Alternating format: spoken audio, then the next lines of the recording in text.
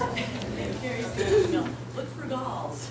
And I did, and I didn't find any, but we have galls all over town. Rabbit bush galls. So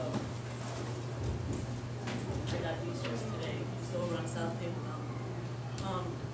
So when you're done with this part, you'll know exactly what a gall is.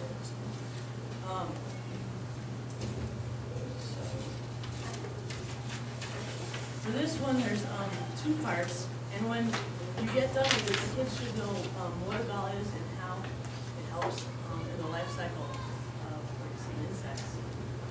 The two parts, the first part you're going to observe galls, and the second part you're going to dissect them. We have, probably the first thing you should do, though, like Amy recommended, is go through a little bit about what a gall is, and that's on your handout here. So, to just summarize it, it said what I read about galls are created when a tree reacts to an intruder. They're an unusual growth of plant tissue. Another way to describe them is they're a home built by a creature that stimulates the plant to produce abnormal growth. So, in what we're talking about, mostly it's insects that are creating the galls, but I think there's some examples in the box we got from the County Extension Service that are funguses that have created them. I think it was in the video, we talked about how insects are real particular. They have to pick the specific plant to create the gall or it doesn't work. And they don't.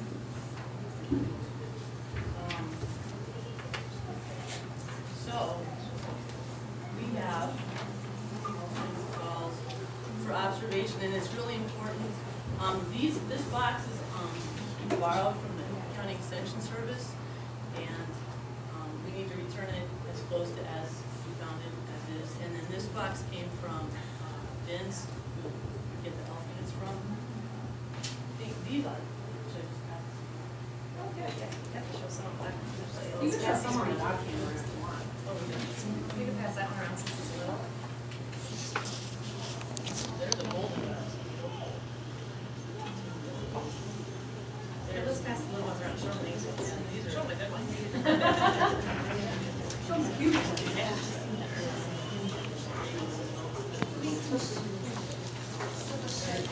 So the really cool ones we got from that extension service.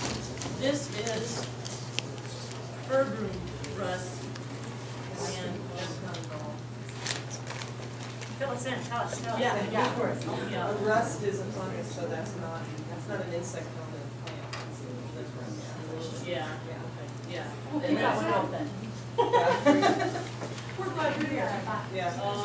I'm a naturalist. That's what I do, is teach about nature, yeah. So galls are one of my favorites. Twigs identical. Okay, this one is, I don't know if that does that justice. That's a cottonwood gall. Cottonwood catkin gall mite made that. So a little mite. The cool thing about these is that it doesn't make it on the plant stem, which is most common with the gall. It makes it on the male flower on the cottonwood tree. I'll pass some more of these around.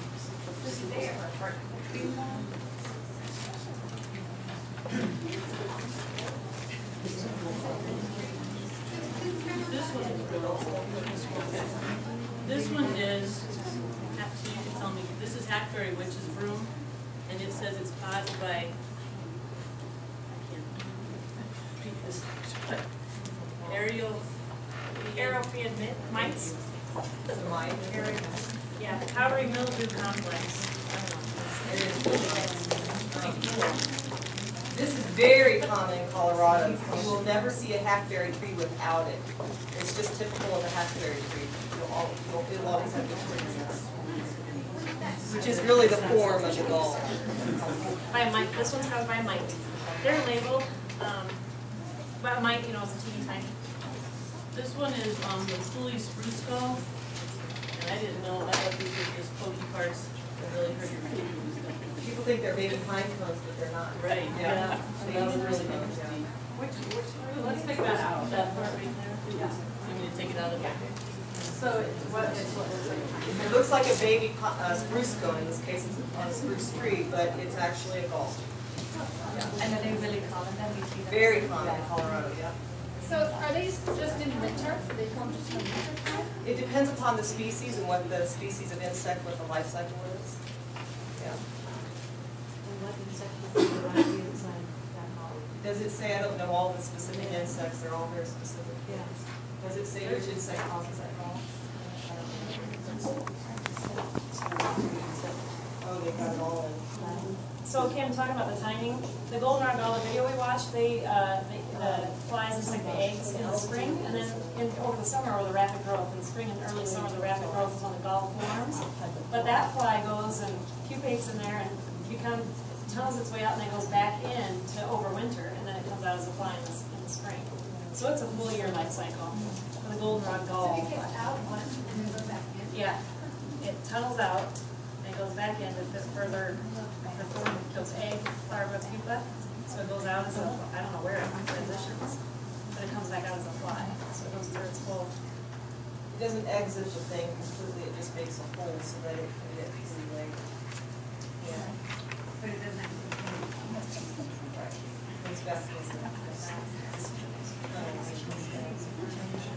But if you see a gall, I don't know if you have any examples, but if you see a gall that you see the little hole where it would exit, and then you see like on the opposing sides a bigger hole that's kind of messy, likely that the insect didn't make it, a downy woodpecker probably got it, or a hairy woodpecker got it before.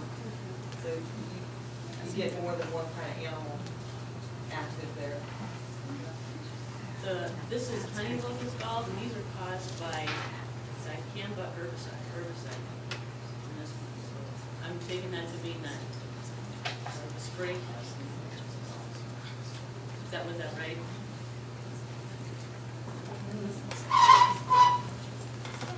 Like my granddad was galls, so yeah. I'll go straight to it. Yeah, I get that. So this is a crown gall from the Douglas fir. From what? A Douglas fir. It says caused by agrobacterium. So it's by bacteria. By bacteria. So these aren't really insect ones. Yeah, I don't know. And, I mean, I was always taught that was the difference between a gall and other forms of malformation on plants with galls with insects. Others are caused by Bacteria. or rust, or it could be a fungus. And I think that's what we're trying to teach in ELF, that galls are caused by insects. We got these from the Forest Service, so Oh, okay. I think this is to explain the difference, but yeah.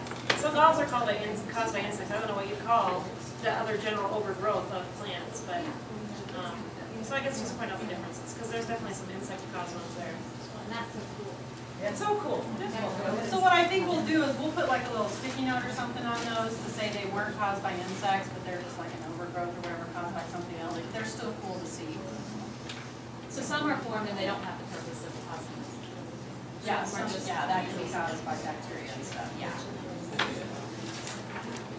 I'll make a list or a key that says these are insects and these are bacteria. Yeah. To help you guys out. Okay. But the ones we're going to dissect, rabbit brush, definitely by insects. Okay, so after you explain what a gall is, then you'll have the kids observe, and again, we've got the magnifying glasses, and there's other galls that are just in this box that Terry found. Is that right? Yep. Yep. Areas. These are aspen trees, so a lot of aspen trees have them all over the place. Yeah, these are similar to the puppet show. The oak apples. So there's a whole pile of those in here. And those, this is all we have. You can dissect them if they're there, but you won't find anything. I don't think we've popped them open. I couldn't see anything, so I don't know that you want kids to do it, but there's plenty of them in there, sort of, to explore. It's maybe one per rotation.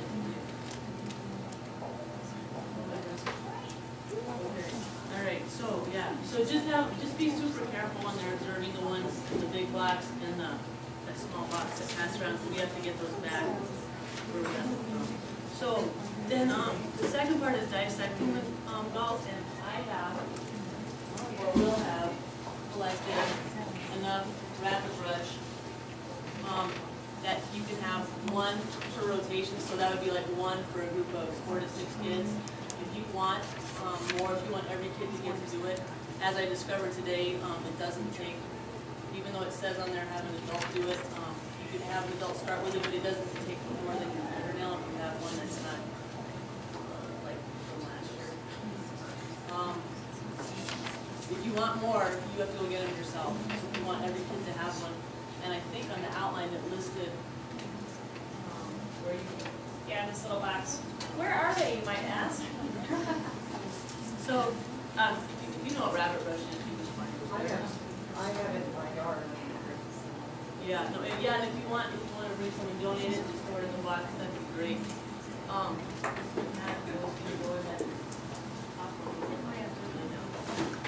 So, on this outline, what you would, two parts here, let me back up. First, I would suggest you have the kids observe the outside. What does it look like? What does it feel like? All the tactile and observing traits that you can do in a scientific exploration. Have them do that, and then have them make a prediction. What do you think you're going to find when you open it? What's it going to look like in there? What might be in there? And then go ahead and open it up and then observe it. And then at the bottom, I will tell you, it says no children may express concerns about destroying an insect's homes. I did this in front of my 5-year-old today, and he was like, "That's cool." And then he was like, "Put it back together, Mom." And I was like, and because you could, I wiggled it, and you could see the little larvae in there wiggling, so it was alive. You could tell it was alive.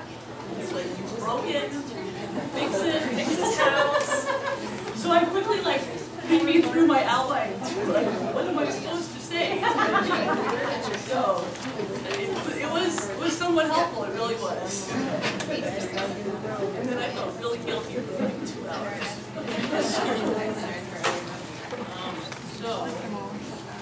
When I told my kids that there's 1 million insects for one human on Earth, they said, "Oh, so if the world was ending, we could eat 1 million insects each?" I'm like, "Oh, go boys." That's the way you want to look at it. So pop that open, and there's the inside. I'll pass it around. Let me see if I can find the bug. Bug. The larva. Yeah, it's a larva.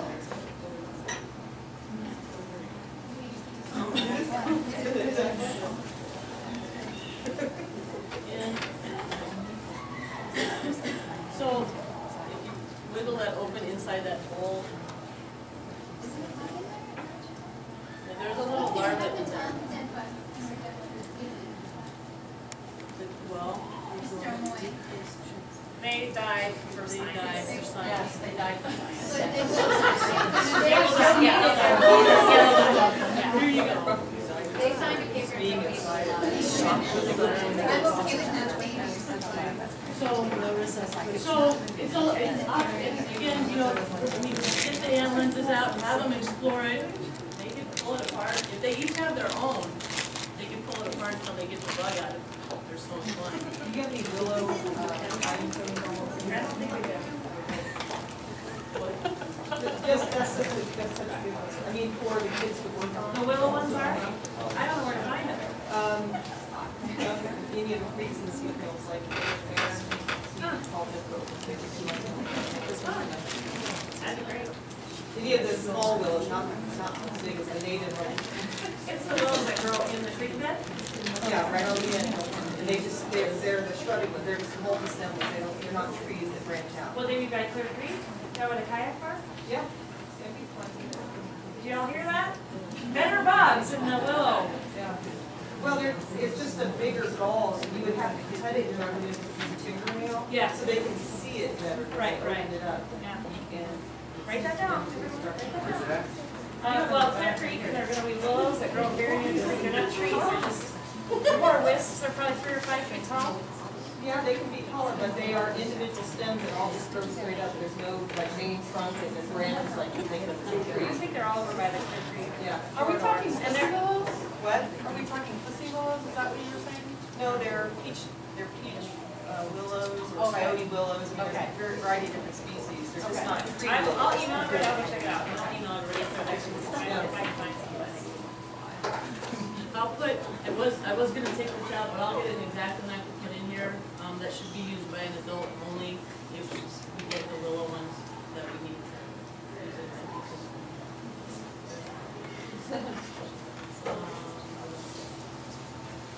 On the inside of this box, there's handouts, the extension service gave one, it's really scientific, you would wanna just read through it for your own information. And then, here's the life cycle of the old sturdy. There's some nice hole on one side.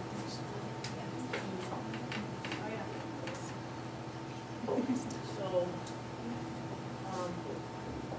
if we had goldenrod, big huge balls, that's what you would find, that's what you would be able to cut open and find the big, huge balls.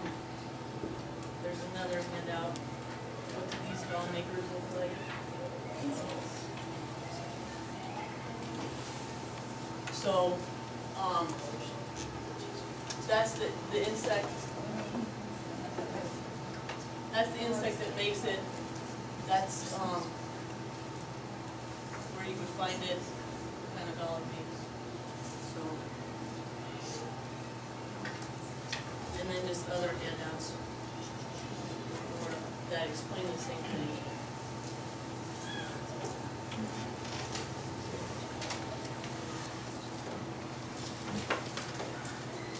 So, that's about it on golf. I mean, as a conclusion, you might have to have the kids wrap it all up by saying, well, what was your prediction? What did you think you were going to find? And what did you find? And how was that different than your prediction or the same? What surprised you? Those sorts of things, so they can kind of draw it back together. And